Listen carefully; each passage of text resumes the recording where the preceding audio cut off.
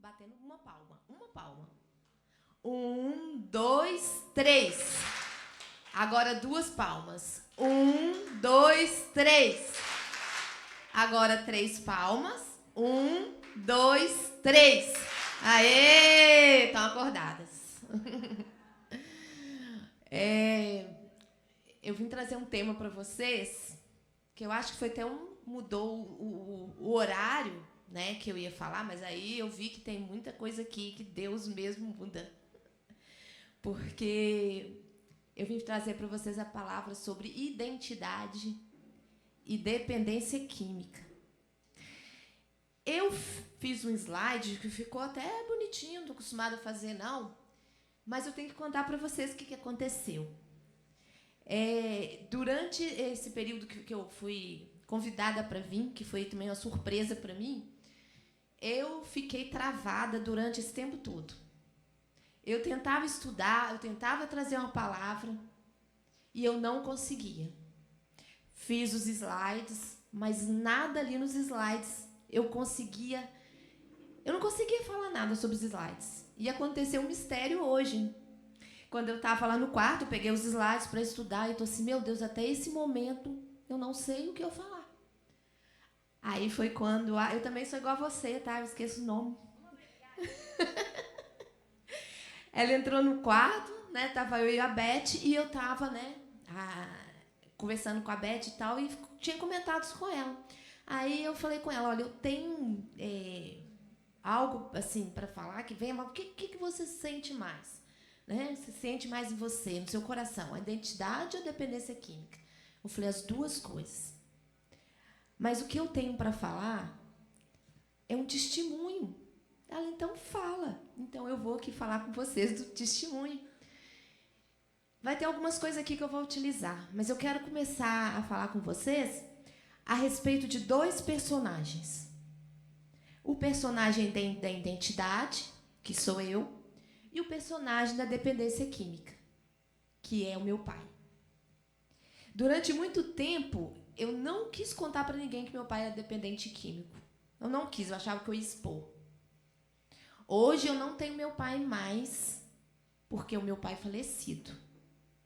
Mas eu não perdi o meu pai quando ele morreu. Eu perdi o meu pai quando eu era criança, porque eu fui roubada. Eu fui uma menina roubada. A dependência química roubou meu pai. Eu falo de dependência química, mas tem a dependência química, que são as drogas, né? A maconha, o crack, né? Oi? Alguém falou alguma coisa? Cocaína. E tem o álcool. Meu pai era alcoólatra. E eu tinha mais ou menos, acho que uns 4, 5 anos de idade, quando meu pai começou a beber. E eu era muito apegada com meu pai.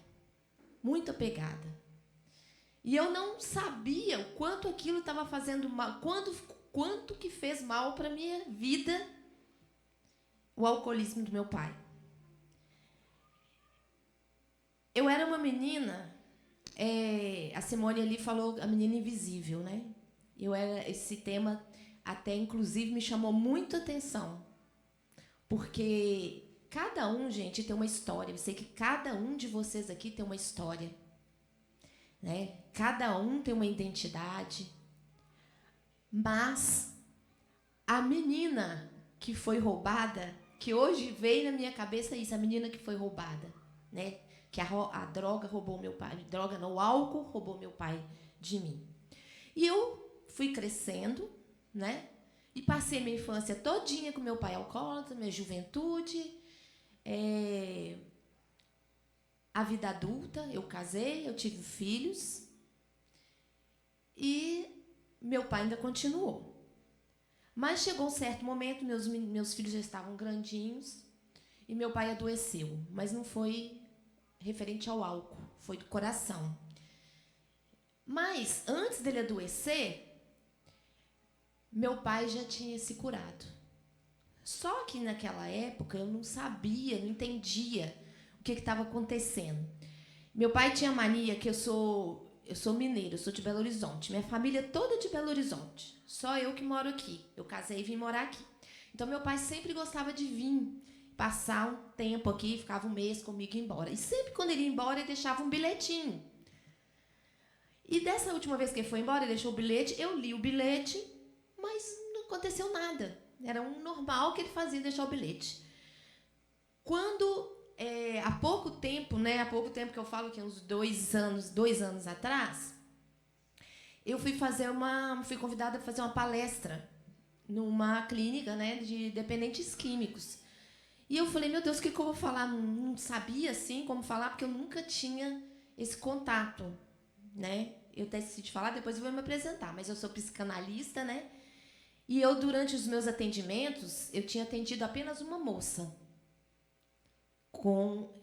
nesse processo de dependência química.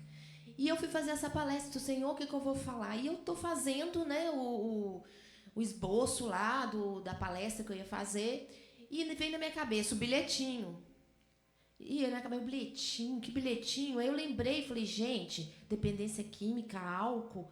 Aí lembrei do bilhetinho do meu pai e fui lá pegar. Quando eu peguei o bilhete, nossa, eu chorei demais, porque naquele dia eu entendi o que meu pai falou naquele bilhete.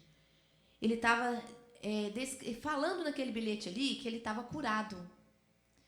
E olha o que ele falou nesse bilhete, um bilhete pequeno, e ele falou tudo. Ele pediu perdão a Deus por ele ter sido desobediente.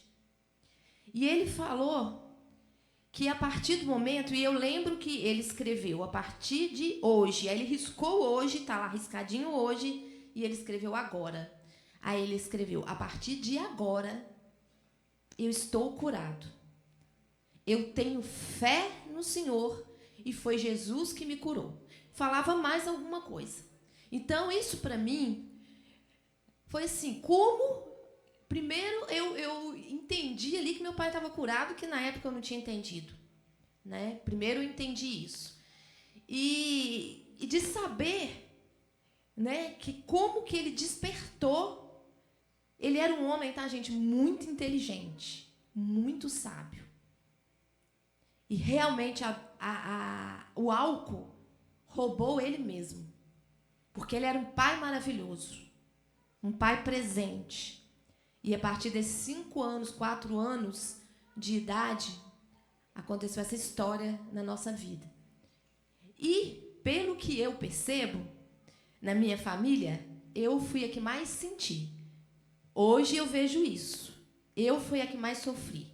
Eu era uma menina, que no caso da identidade, eu era uma menina que eu observava, era uma menina observadora.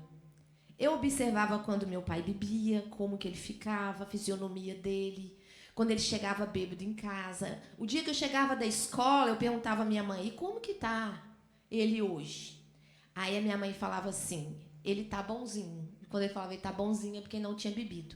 E a fisionomia dele era outra.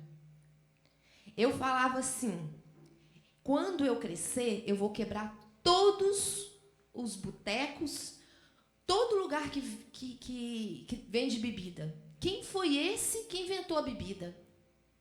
Então, eu tinha muita raiva de bebida. E eu sei que aqui, eu acredito, não sei, eu acredito que aqui, cada um de vocês já teve experiência com alguém que teve alguma dependência. Ou um esposo, ou um pai, ou um filho, ou um vizinho, ou um parente. E a gente sabe que quando a droga ou a bebida, né, ela entra numa casa, não é só o dependente que sofre. A família sofre junto. E talvez a família sofre mais. Porque a família quer tentar salvar aquela pessoa. Mas não está nas mãos dela. E continuando a história da menina que observava, com isso, com essas observações que eu fazia, eu era uma menina introspectiva. Eu não era de falar, eu era de obedecer. Eu obedecia tudo que minha mãe e meu pai falavam. Eu era a menina certinha. Eu me vigiava o tempo todo para mim não errar. Então, eu mesma me vigiava. Nunca que minha mãe chamou minha atenção para falar que eu fiz alguma coisa de errado. Nunca, quer dizer, lógico que criança acaba sendo a mãe chamando atenção, mas não nada grave. Eu sempre tentei ser certinha.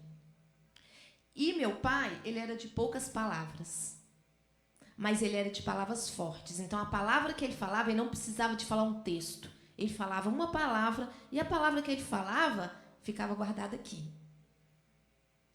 E quando eu comecei a ficar jovem, né, passou a adolescência, eu ficar jovem, eu não era uma menina de sair de casa, eu não gostava de sair. Eu era uma menina triste, mas que ninguém percebia que eu era triste, não. E é assim que a gente vive. Normalmente a gente vive de aparência, de máscaras. Às vezes a gente está triste, está com vontade de chorar, aconteceu alguma coisa, alguém chega, a gente põe a máscara da gente e abre o sorriso. Então, nós somos, na maioria das vezes, pessoas que usam máscaras. E eu cresci vivendo de máscaras. Porque nem minha mãe, nem meus irmãos não sabiam o que acontecia comigo.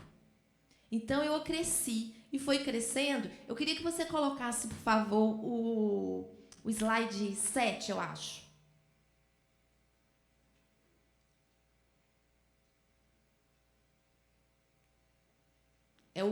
Isso, aqui, ó, aqui sou eu. Aqui é quando eu estava estudando. Ali vocês veem ali uma adulta, né? E uma adulta brincando com aqueles negócios de montar. E olha que eu gostava de montar quando eu era criança, eu adorava fazer essas montagens aí. Então ali você vê um corpo de adulto, só que dentro desse adulto ali é uma criança ferida. Então, eu não me conhecia. Eu não sabia quem eu era, eu não tinha identidade. Eu cresci sem saber quem eu era verdadeiramente. E uma pessoa que cresce com traumas, em um núcleo, numa família com a pessoa dependente, essa pessoa, quando ela chega numa fase, ela vai passando determinada, vai crescendo, só que quando chega na fase de adulto, o que acontece? Explode. E foi assim que aconteceu comigo. Eu já não sabia o que fazia e eu sentia que tinha algo de diferente em mim. E eu queria entender o que era aquilo que estava acontecendo comigo. Sabe o que eu sentia? Eu não sei se vocês sentem isso também de vez em quando. Eu sentia um vazio.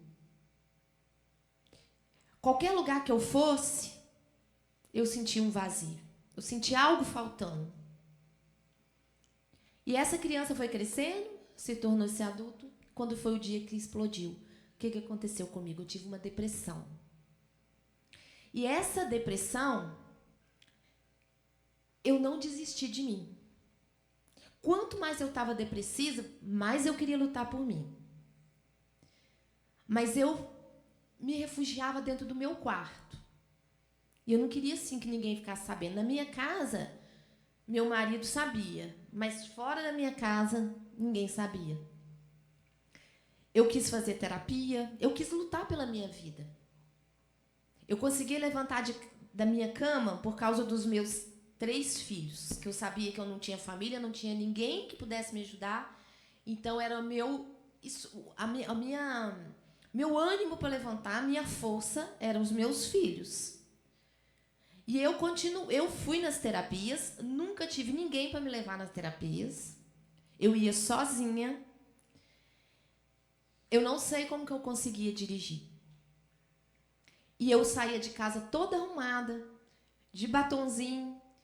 E aí, até um dia, uma psicóloga, eu passei por várias psicólogas, uma psicóloga falou comigo assim, como que você consegue vir tão arrumadinha assim, toda bonitinha, toda arrumada?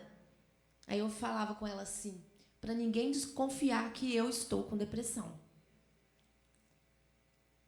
E na minha casa, o meu marido, ele não percebia noção, tá? O tamanho que estava aquela depressão em mim. E eu achava que eu Eu sentia que eu estava no fundo do poço. E até tem ali no primeiro slide o vale, né? Que até pergunta ali, quem é você no vale? O vale é um lugar de luta, né? Um lugar de sofrimento. Era isso que eu sentia. Uma luta, sofrimento, mas eu não desistia de mim. Eu queria descobrir o que era aquilo, mas eu não tinha noção do que era. E aí eu comecei a fazer o tratamento. Um dia eu estava dando uma palestra sobre depressão. Tá? Eu já tinha até passado pelo processo e fui falar sobre o Setembro Amarelo, né, sobre depressão. E na hora que eu estava lendo, lendo o que eu tinha escrito, veio na minha cabeça assim, né? Quando eu contei que eu ia sozinha, né? Que eu não tinha ninguém para me levar, que eu ia dirigindo, eu não sei como eu chegava lá, eu escutei a voz que falou comigo assim: quem disse que você ia sozinha? Eu te levava e eu te trazia de volta. E era isso que acontecia. Sabe por quê? Porque eu não tinha condições nenhuma de dirigir. Eu sentia tonteira, eu sentia tremor, eu sentia fraqueza. Então eu não tinha. Se Deus não estivesse ali, eu não conseguiria ir na minha terapia. Então era uma coisa assim, sem explicação como que eu conseguia ir e voltar. E não teve um dia que eu tive alguém para pegar o meu carro para me levar na terapia. E aí, quando na outra vez, né, hoje, quando eu lembro, que eu pego o carro e que eu olho, eu lembro e imagino ali Deus sentado do meu lado. Então, eu nunca fui sozinha para a terapia. E o que eu fazia para me fortalecer? Os meus filhos me davam força. Mas eu entrava para o quarto. Depois eu ainda fazia as minhas tarefas de casa, cumpria as minhas tarefas de casa, e era o momento que eu ficava doida para chegar aquele momento para me entrar para dentro do meu quarto, para me pegar a Bíblia e conversar com Deus. Às vezes eu pegava a Bíblia, eu não conseguia ler, era só choro, choro, choro. A minha Bíblia encharcava de lágrimas. E essas lágrimas não foram em vão. Essas lágrimas, elas foram regadas por cada sementinha daquela que eu conseguia plantar naquele caminho. E aí, quando eu estava no fundo do poço, lá no vale, eu consegui, né? Eu achava que eu estava perdido, não via luz. Mas teve um momento que eu senti que tinha uma luz. Eu sentia como se Deus estendesse a mão para mim lá dentro daquele vale. E eu via o seguinte, que eu não estava lá no vale mais no fundo, isso já estava subindo já. Porque cada passo que eu dava, Deus estendia a mão. E Ele ia fazendo a escadinha para mim. Eu ia subindo aquele vale até que eu consegui sair de dentro do vale. E nesse processo todo, eu descobri verdadeiramente a minha identidade. Eu descobri que a falta do meu pai era tão grande que eu não imaginava. E eu vou falar uma verdade com vocês. Eu fiz o processo, né? Passei pelo processo de terapia. Nesse meio tempo eu fiz minha faculdade, né? Eu me formei. E o tempo foi passando, tratei os meus traumas. Mas se vocês acreditarem no que eu vou falar, que a cada vez que eu mexo nesse assunto, ainda tem um pouquinho ainda que tem que preencher. Semana passada foi um dia desses. Então, gente, o que eu quero dizer para vocês aqui. Percebam vocês, a gente tem mania, às vezes, de olhar o externo. A gente gosta de se arrumar, né? A gente tem que se arrumar realmente.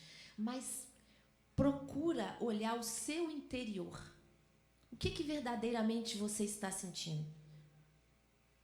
Quais são as feridas que você vem trazendo lá da sua infância?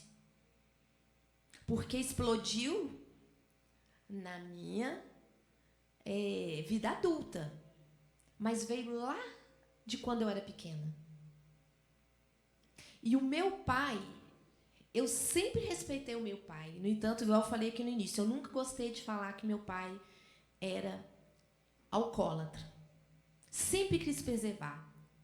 Nós, não só eu, mas os meus irmãos também, nós sempre respeitamos o meu pai. Nós nunca levantamos a voz, mesmo quando ele estava alcoolizado. Então, respeito, obediência, fé, posicionamento são palavras fortes, não só na minha vida, mas eu creio que na vida de vocês também. Porque nós temos que nos posicionar e entender que os traumas que nós temos, que nós vivemos, não são de agora. Os traumas são lá da infância. Quando nós estamos maiores, quando a gente está adulto, no passar de cada idade, de cada período da vida da gente, vai tendo os gatilhos. E aquele ali vai surgindo, vai inflamando. Não tem como ter uma ferida, essa ferida não é tratada, e ela vai só inflamando, inflamando, inflamando. É isso que acontece na nossa vida adulta. E a dependência química tem muito a ver com os traumas. Esse vazio é como se, vamos supor, hoje eu estou trabalhando até numa clínica de dependentes químicos e eu entendo muito o que eles me passam e respeito muito eles. Eles, para mim, quando eles entram, que estão à minha frente, eu não consigo enxergar eles como alcoólatra, como dependentes químicos, usuários, eu não consigo. Eles me contam a vida deles, mas eu não consigo imaginar eles assim, porque eu imagino que eles estão sendo agora, porque eles estão vivendo um momento que eles não estão bebendo, né? Eles estão afastados, então a fisionomia deles mudam, né? E eu não consigo olhar para eles com aquilo que eles me contam. Às vezes eles ficam, não, estou até com vergonha de te contar. Eu falo assim, mas eu não estou vendo vocês como vocês estão falando.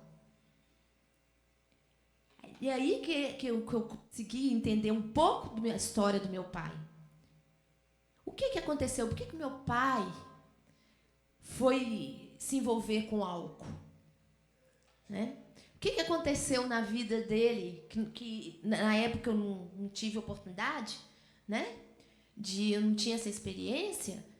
O que aconteceu na vida dele quando ele era mais novo? Por que ele chegou a procurar o álcool? E, na verdade, o que às vezes nos faz procurar algo para anestesiar a nossa dor? É a dor, gente, a dor. Que dor é essa? Que vazio é esse? Que essas pessoas carregam dentro delas, que precisam de algo forte para diminuir essa dor, para anestesiar essa dor. E aí eles começam, né, a utilizar essa substância. E primeiro usa um pouquinho, né? Aí deu anestesiada. Da segunda vez, esse pouco que ele usou, que foi bom para ele, já não adianta mais, ele tem que usar mais. E é cada vez mais, e é aí que se torna a dependência. Por isso que nós temos que conhecer, olhar para dentro da gente e investigar. E, se possível for, procurar um profissional para ajudar, se não der conta sozinho. Mas lutem por vocês. Mas de uma coisa, eu hoje tenho a certeza. Meu pai ficou curado por quê? Porque ele teve fé. Ele obedeceu. Foi através da intimidade dele com Deus que ele conseguiu ser curado. E comigo foi a mesma coisa. De coisas diferentes, né? A depressão, eu com depressão, ele com alcoolismo. Mas foi Deus que me tirou do poço. Foi Deus que restaurou minha vida. Foi a intimidade que eu fui tendo com ele dentro daquele quarto que me fortalecia. Que eu sei, se eu não tivesse me aproximado, se eu não tivesse essa vontade de lutar por mim e me aproximasse de Deus, eu poderia hoje não estar aqui. Porque o que passa na cabeça de uma pessoa que tem depressão não são coisas boas.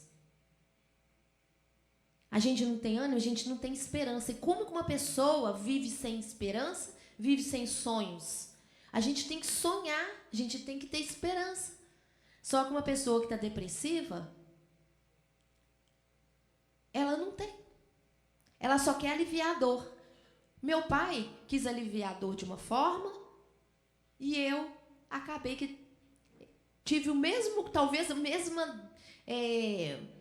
vazio que ele teve, talvez pode ser pelo pai dele. O vazio que eu tive do meu pai, talvez ele teve do pai dele também. Eu não sei, porque eu não tive tempo de conversar sobre isso com ele, não tinha essa experiência, né? Mas é muito importante a gente descobrir o que tem dentro da gente.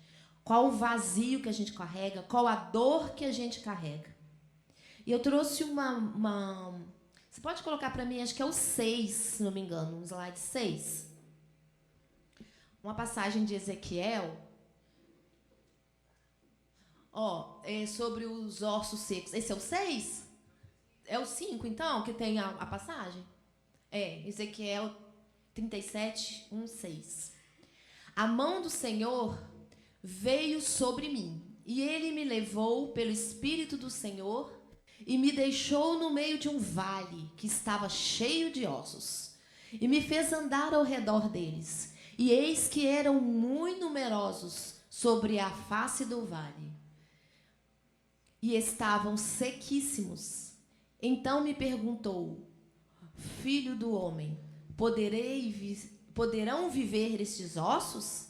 Assim diz o Senhor Deus a estes ossos: eis que farei entrar em vós o Espírito e vivereis. Porei nervos sobre vós, farei crescer carne sobre vós estenderei pele. Porei em vós o Espírito e vivereis e sabereis que eu sou o Senhor. Já imaginou os ossos secos? Será que alguém algum dia já se sentiu assim? Eu me senti assim. Eu me senti desfalecendo, como se eu não tivesse vida mais. E ali, Deus leva Ezequiel a um lugar que não era no Ezequiel, era o lugar que estava seco. Mas Deus fez o que naquele lugar? Foi Ezequiel que ele pediu Ezequiel para profetizar, não foi? Ele fez Ezequiel profetizar. Ele pediu Ezequiel profetizar. Só que aí foi renovando, né? Foi renovando os ossos, os tendões, né? A pele. Mas e a vida? Foi soprado pelo Espírito Santo e reviveu. E foi assim que aconteceu comigo. Deus soprou em minha vida que já estava perdida. Estava perdida se eu não tivesse lutado, né? Então, a importância, gente, da restauração na nossa vida. Ali foi restaurado. Aqueles ossos foram restaurados e ganharam vida novamente. Então, eu não vou prolongar mais não, né? Eu sei que tem muitas pessoas para falar. O que eu tinha que te falar, eu já deixei aqui para vocês não desistirem de vocês, para vocês lutarem para vocês. E aí, só quero falar uma coisinha só da identidade. A identidade, para mim, foi um dia que foi marcado, assim, quando eu comecei a fazer a psicanálise, que o professor colocou a gente em dupla e pediu que cada um das duplas perguntasse o outro quem sou eu. E para falar uma para a outra. Aí veio a minha dupla, e aí ela falou: você começa. Aí uma ficou julgando para a outra. Aí ela falou: então, você. Aí eu falei: tá. O que eu falava de mim? Eu não sabia quem eu era. Aí eu comecei a rir. Ela falou, você está rindo de quê? Falei, porque é triste te falar, mas eu não sei quem eu sou. Aí eu falei, começa por você primeiro. Aí ela falou assim, eu sou fulana de tal, sou mãe de um filho, sou casada. Aí ela começou a rir. Falei, o que você está rindo? Porque eu nunca parei para me perguntar isso. Como é difícil a gente falar quem a gente é. E no final, quando terminou, que o professor foi perguntar como que foi, né, naquele momento, a maioria das pessoas, ou se não foram todas, tiveram dificuldade de falar quem eram elas. Então, esse tema de identidade, eu acredito que ele é muito forte. Porque sem a identidade, é muito difícil, gente, a gente saber quem a gente é. E, principalmente, sem a gente saber quem nós somos em Cristo. Porque, às vezes, a gente foi abandonado, às vezes, a gente foi rejeitado, a gente foi traído, foi injustiçado, foi ferido, mas Deus nunca nos abandonou. Então, em todo momento que a gente estiver pensando, fulano não gosta de mim, fulano fez isso, papai fez isso, mamãe fez isso quando eu era criança, mas podem acreditar, se vocês tiverem essa certeza que Deus nunca abandonou, que Ele esteve ali do seu lado em todos os momentos que você precisou, nos detalhes que você nunca viu, aí você vai ter certeza da sua identidade. E hoje eu falo que eu sou Rosilaine, eu sou psicanalista, eu sou mãe de 3 filhos, sou casada, sou mineira, nascida em Minas e vim morar aqui no Espírito Santo depois de casada. E antes de tudo isso, eu sou filha de Deus.